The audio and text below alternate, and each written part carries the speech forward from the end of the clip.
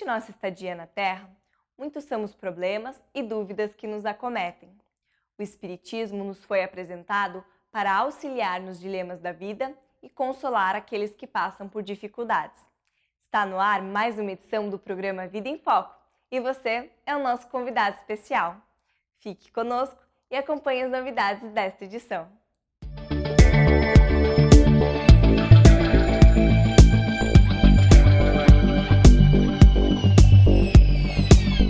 Os médiuns têm um importante papel de interação com o mundo espiritual, tanto pela possibilidade de ter contato com novos conhecimentos, quanto pela comunicação com aqueles que já partiram.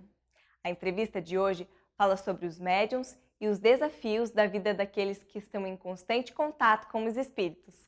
Não perca!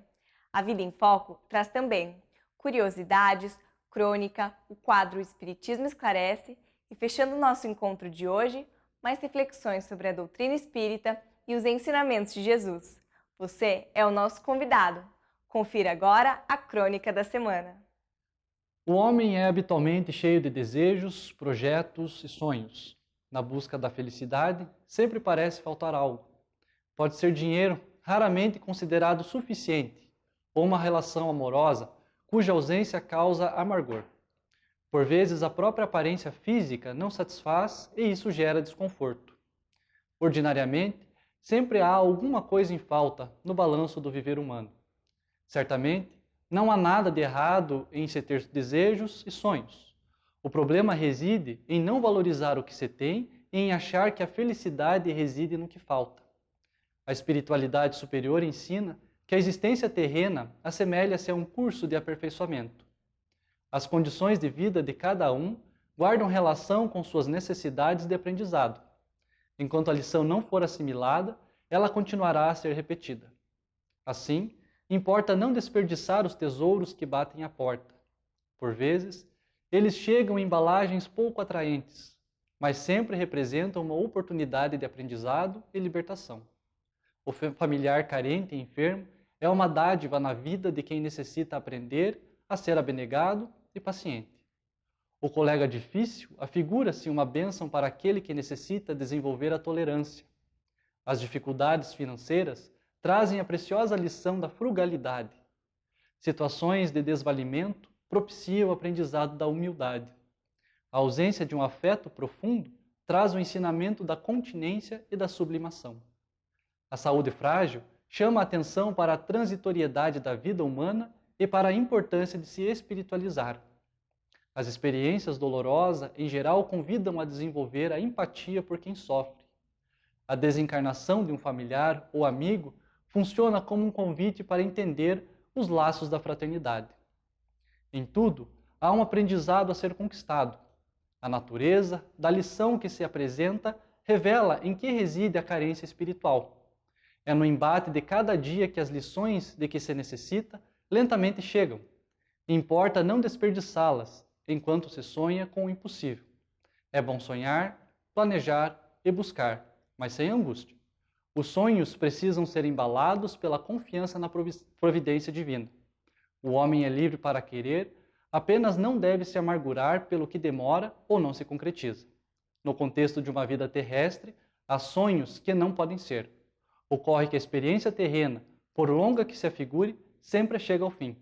Então, será feito um balanço das bênçãos recebidas e de como foram utilizadas, a benefício da própria paz. Mais será feliz quem mais tiver aprendido com o que lhe coube viver no mundo. Já aquele que desperdiçou suas oportunidades terá de repeti-las. A vida de médium é o tema da entrevista de hoje com Dineu de Paula. Acompanhe! Olá, que bom que você está conosco. Conforme havíamos prometido, estamos novamente com Dineu de Paula, o médium Dineu de Paula, que lançou recentemente, pela sua Lavra Mediúnica, através da editora M, o livro A História de Matilde, ditado pelo espírito Bernardo, que é um personagem. Sim. Um personagem que gangariou a simpatia de todo leitor, porque é um resignado. Bom espírito, o Bernardo? Nossa, Márcio, foi tão impressionante o contato com ele, porque os espíritos eles trazem algumas características específicas, eles transmitem coisas especiais e eles me produzem sensações assim específicas que permitem, digamos, que eu os reconheça, entende? É como se fosse uma identidade, entende? Aquele espírito parece que ele sempre me proporciona a mesma coisa. E a característica marcante do Bernardo é uma paz tão impressionante. Ele sabe, é uma coisa assim tão impressionante. A hora que ele chega, o clima espiritual muda, entende? Dá para saber quantas vezes eu estava assim num momento meio perturbado, né, no trabalho. Eu lembro estava até abusando, entende? Veja, uma entidade evoluída, ok, tal, veja, eu estou sendo seu secretário, então eu estou tendo um dia tão complicado, né? Eu pensei, faça caridade, dá uma passadinha aqui. Alguns minutos depois eu sentia aquela paz profunda e foi uma coisa, o contato com ele e com essa paz dele é que me fez perceber como deve ser bom ser espírito evoluído, entende? Se a criatura goza dessa paz o tempo inteiro, que ela chega e os outros ficam bem, como é que é o íntimo de alguém assim? Você já imaginou como ser bom deve ser bom?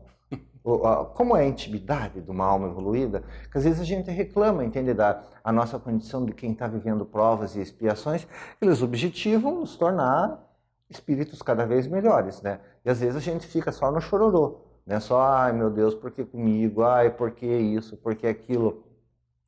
Quando algumas vivências, elas nos destinam a libertar de uma visão equivocada da vida para que nós sejamos felizes e felizes em caráter permanente, que a dor que nos visita, ela é transitória, mas o bem que fica na forma de evolução, de bem-estar, de alegria, isso é para sempre, tá? Então, o contato com o Bernardo, digamos, me deu esse clique, entende? Acho que foi a primeira vez em que eu pensei de verdade, assim, mas honestamente, nossa, evoluir deve ser muito bom.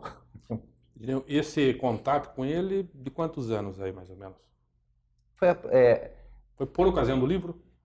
começou alguns meses antes do livro que eu comecei a notar aquela presença benfazeja e não tinha a mínima noção do que ele fazia na minha casa, tá? Eu lembro que eu até dizia, a hora que essa criatura chegava, eu digo, nossa, querido, a casa é sua. Se quiser morar comigo, fique à vontade, entende? Não tem Então, problema. quarto aí pra Eu você. pago o condomínio, olha, fica para sempre, tá? Que a tua presença é uma alegria. Eu não sabia que ele queria escrever.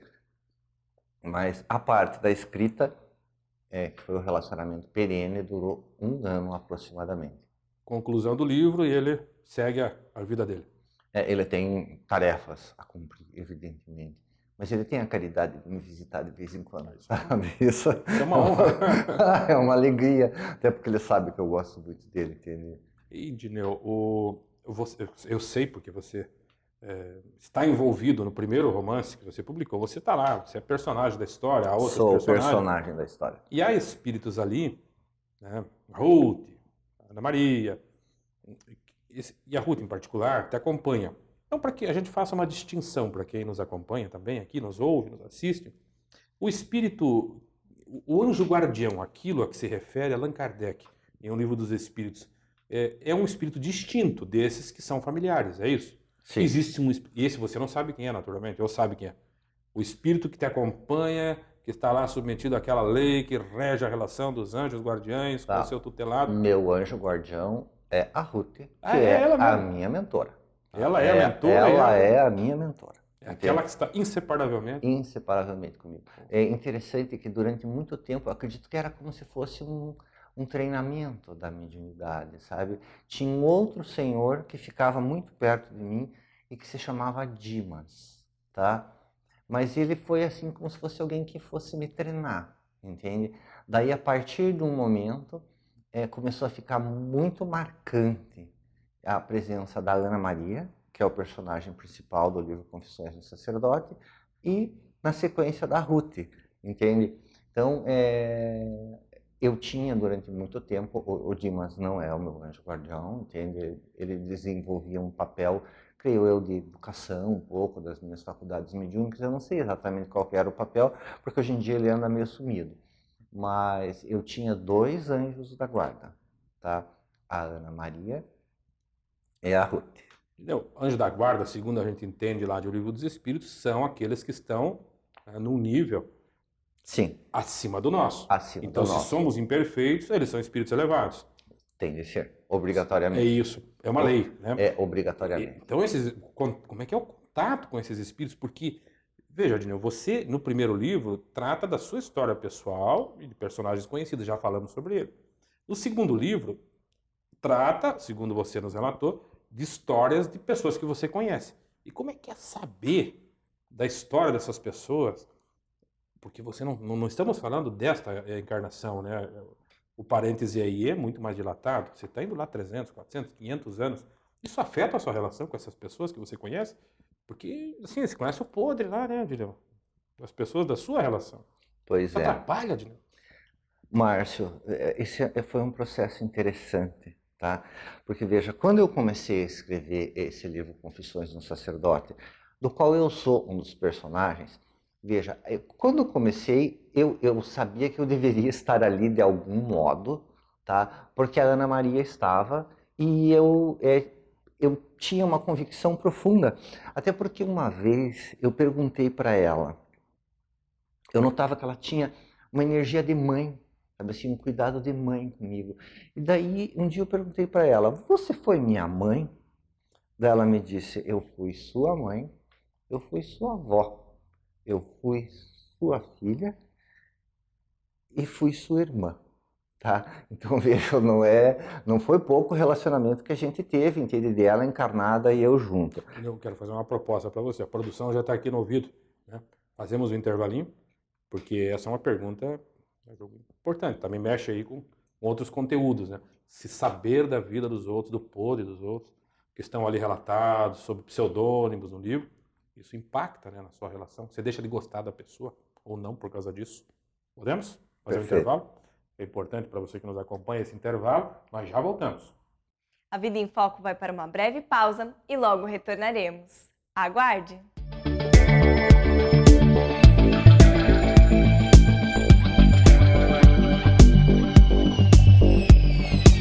Entramos como segundo bloco de entrevista. A Vida em Foco traz hoje o tema Vida de Médium. Não perca!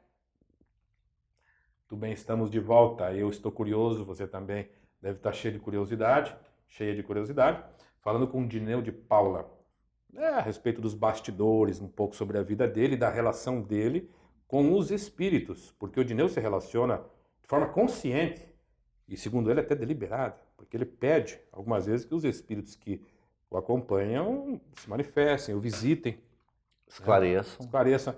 Dineu, eu tenho a bênção de ter escurividência, essas coisas todas.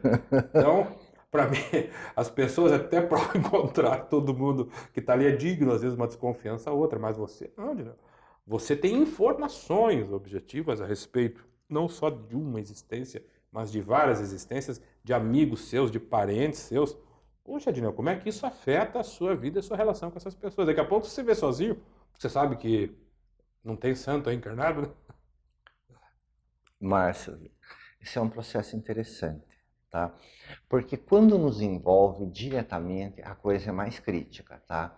Uma coisa é você saber que o outro fez algo assim, muito lamentável, tá? Entende? Aí você tem compaixão, você pensa, o sentimento é de compaixão, entende? Quando se vê alguém e que às vezes você vê a pessoa envolta em certa dificuldade e daí você tem assim certos vislumbres do passado que permitem alguma coisa e você identifica a causa, entende? Dá compaixão. Só que também você tem que ter muita cautela a respeito dessas informações, né? Para evitar de virar um guru, uma pessoa que acha que sabe tudo, até porque, veja, digamos, você tem um vislumbre da pessoa em um dia específico. Você não tem uma noção da vida dela inteira, tá? Então é sempre muito temerário isso de se arvorar em conhecer o passado. Isso. Totalmente. As pessoas te perguntam. Perguntam, tá? Mas é uma coisa assim que realmente é algo a ser evitado, até porque essas informações elas podem ser imprecisas, entende? Digamos, eu vejo você num momento, num dia infeliz, tá? Eu penso, nossa, o Márcio é um cara grosseiro, um cara insensível. Ou senão, daí eu vejo você num dia em que você tá tocado de bênçãos, penso, nossa, esse cara é um anjo. Tá? Então, às vezes falta para a gente informação de contexto para você fazer esse juízo. Mas eu digo que quando é pessoal é mais difícil, e foi interessante que nesse primeiro livro, que envolve personagens específicos da minha vida, inclusive da minha vida pessoal, amigos, parentes, gente que eu conheço, esse livro eu só consegui identificar as pessoas a partir do momento em que eu tinha resolvido todos os meus problemas com ela. Existem pessoas com quem você tem dificuldade de relacionamento, tá?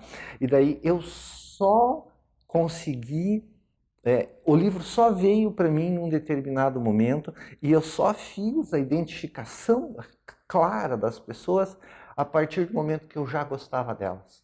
Porque quando você gosta de alguém, fica tudo mais fácil. E a respeito do passado, Márcio, a Terra não é composta de anjos, entende? A Terra é um plano de provas e expiações. Então, as pessoas, elas caem, elas erram e elas se reabilitam e seguem para ser felizes. Então, a gente não tem de se emocionar muito com os erros do passado. Afinal de contas, são experiências que a gente teve e permitem que hoje a gente seja uma pessoa melhor. No entanto, Dineu, você nos disse aí na primeira parte da entrevista que dois dos espíritos que fazem parte, inclusive, do primeiro romance, Confissões do Sacerdote, são seus anjos de guarda. Anjos de guarda, como sabemos, estão no nível acima do nosso. São espíritos bons, que já superaram paixões, que nos mantêm aí atrelados a essa reencarnação. Justamente. Quando esses espíritos reencarnam, quando esses espíritos encarnam, e me parece que está na programação desses espíritos encarnar, segundo você me falou, parece que uma delas é a de reencarnar. Como é que é a característica desses espíritos no corpo? Eles mantêm esse controle sobre as paixões? Eles são diferentes? Você diria assim, em poucas palavras, o que caracteriza um bom espírito na Terra? Eu acredito que você já falou, né, Márcio? Entende? É a ausência de paixões negativas.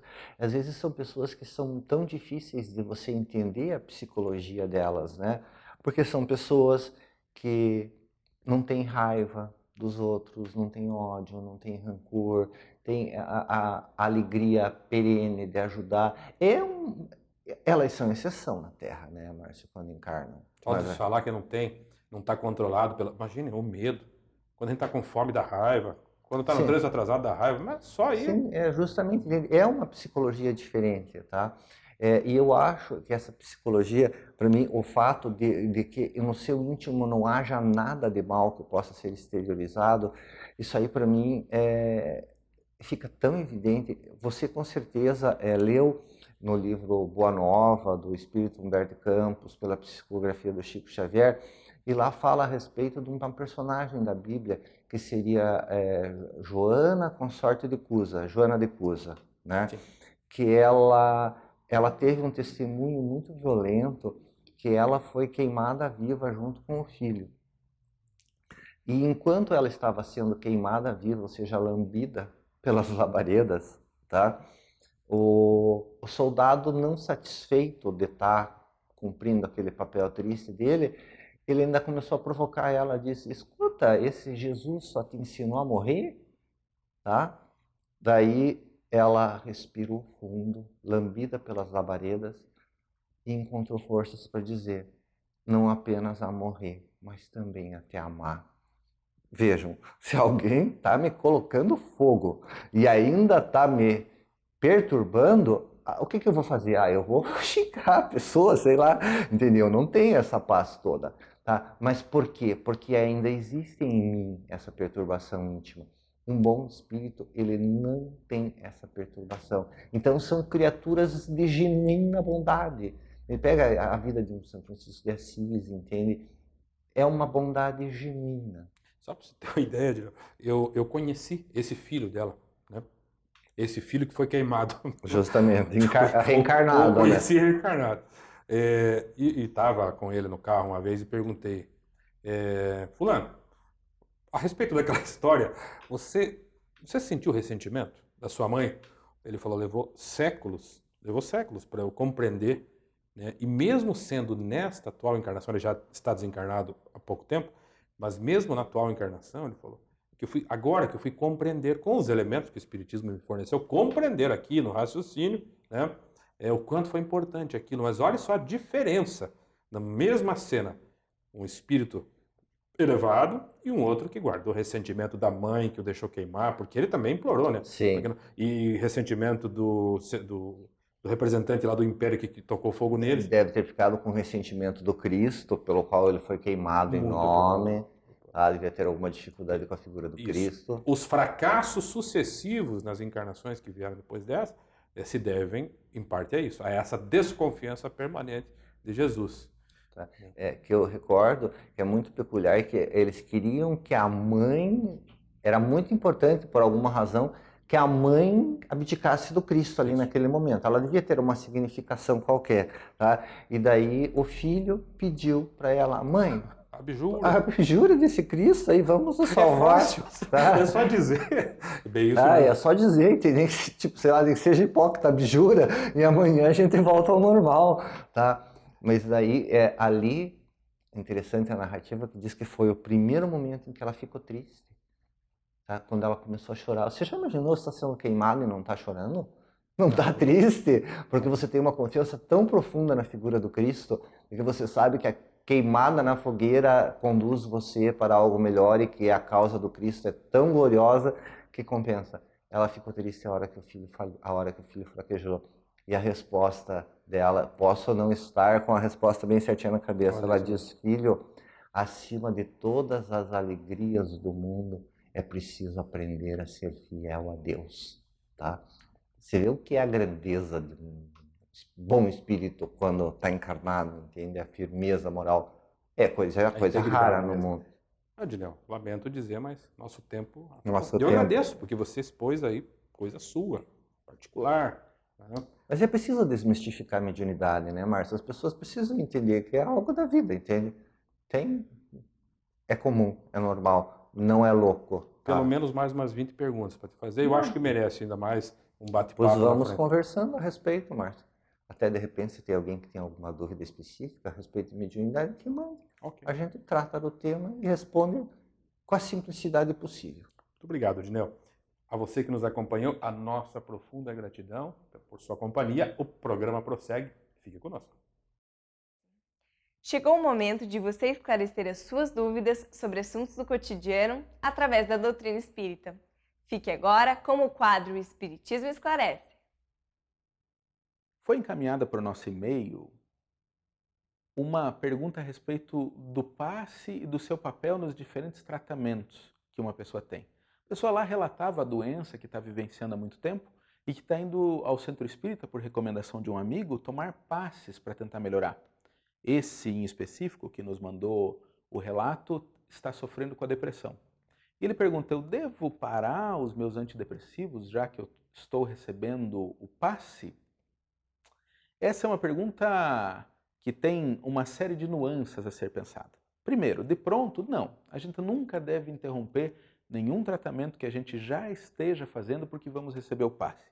Talvez a preocupação da pessoa seria, será que de algum modo aquele remédio que eu estou tomando pode obstaculizar a ação dos fluidos?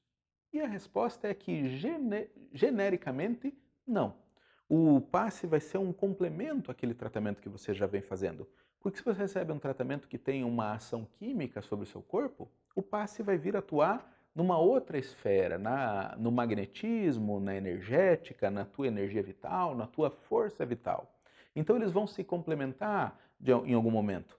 É claro que, talvez se você estiver melhorando, conversando com aquele que está lhe acompanhando e lhe prescreveu, você possa pensar, será que eu não posso reduzir a quantidade? Estou me sentindo melhor? Posso continuar aqui? De repente, num futuro, quiçá não muito distante, eu possa substituir os medicamentos químicos que eu estava recebendo por um tempo a mais com o passe? Sim, acredito que tudo isso possa ser possível. Mas a recomendação é, não tome nenhuma decisão precipitada nesse sentido. Os tratamentos geralmente são de longa duração. Tanto os químicos, como o tratamento da depressão, geralmente dura um mínimo de 6 meses, quanto o tratamento espiritual. Não imagine que tomando passe 1 ou 2 vezes você vai erradicar aquele mal que você estava sentindo. Então, dá para perfeitamente seguir com os 2 tratamentos e ir percebendo as reações para cá ou para lá e como é que você vai administrar isso na sua vida, discutindo tanto com a pessoa que está te ajudando com o tratamento do passe no centro espírita, que vai poder te ajudar e orientar, quanto aquele médico, aquele terapeuta que está conduzindo outras terapias que você possa estar fazendo para que você busque o melhor equilíbrio entre as duas coisas, para que o quanto antes possa estar de volta ao seu bem-estar e produzindo e trabalhando para ser uma pessoa melhor e, por consequência, mais capaz e mais feliz. A Vida em Foco volta na semana que vem com mais novidades. Agradecemos todas as participações que nos ajudam a construir e a melhorar o programa.